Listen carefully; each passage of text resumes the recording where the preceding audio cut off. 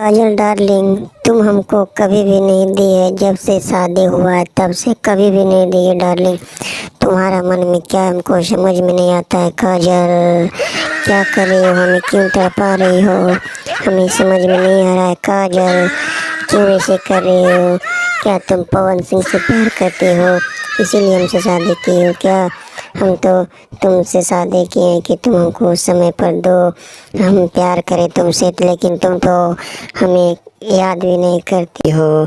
एक ही साड़ी जी, नहीं ऐसा बात है, आप ही मेरे हैं, जो भी है मेरे आप ही हैं। ऐसा क्यों बोलते हैं कि साड़ी जी, मैं तो आपके लिए जीना चाहता हूँ, मरना चाहता हूँ कि साड़ी जी, मैं आपके प्यार में पागल हूँ कि साड़ी जी।